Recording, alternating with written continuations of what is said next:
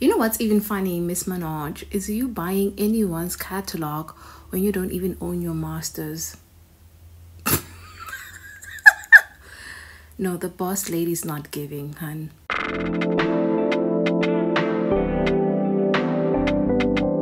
Nicki on me.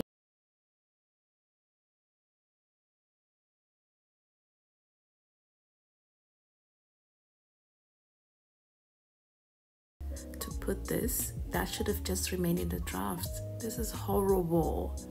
And you say that Megan can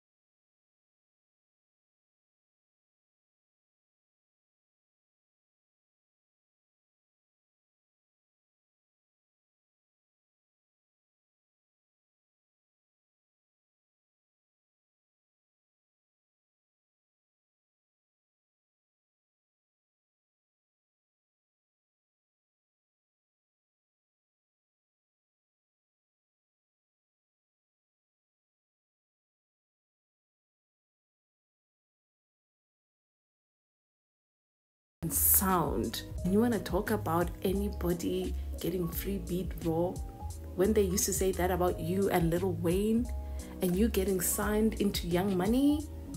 Girl.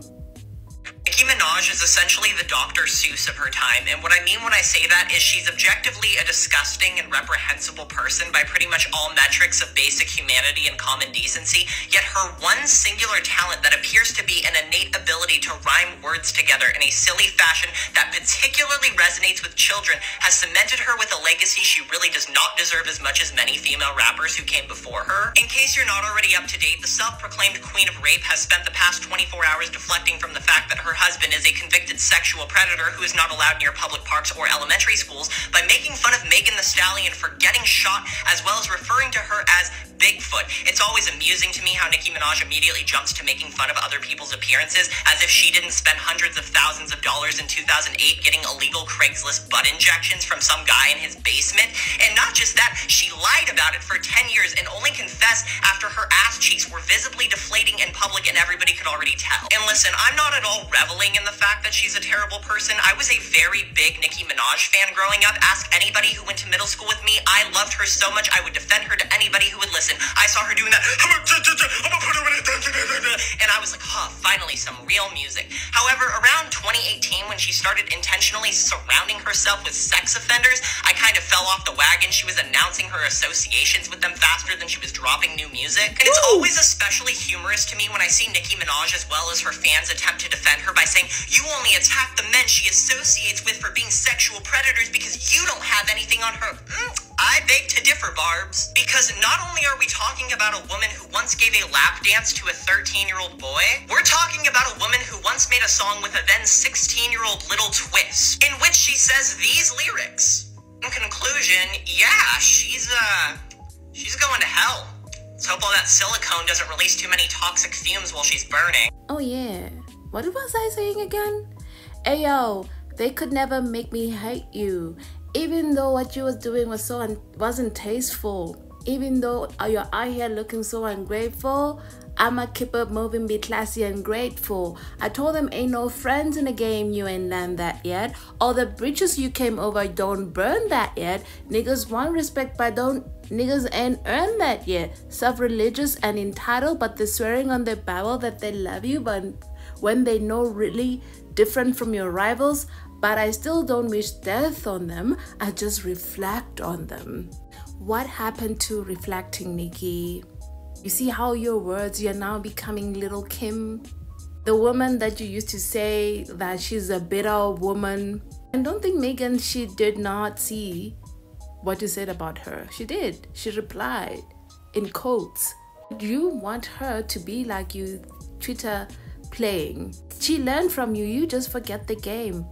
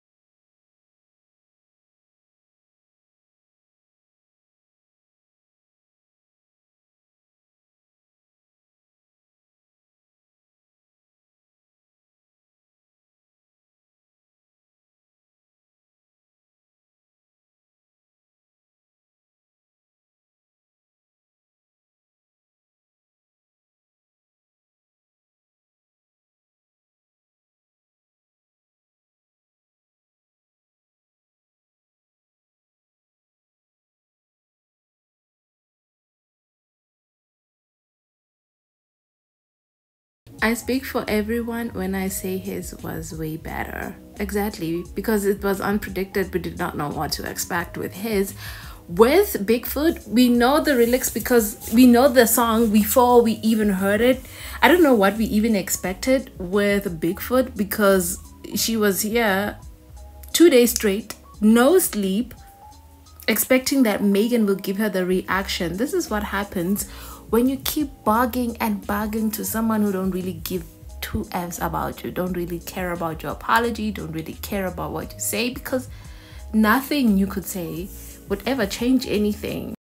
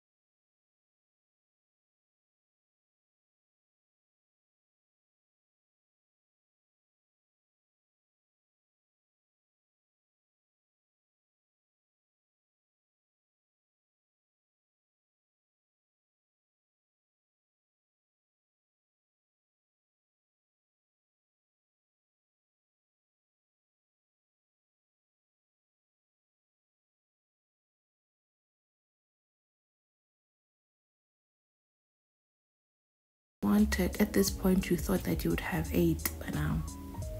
You wanted that stamp of recognition that adds to your resume. You didn't get it because you don't actually have power, sweetheart.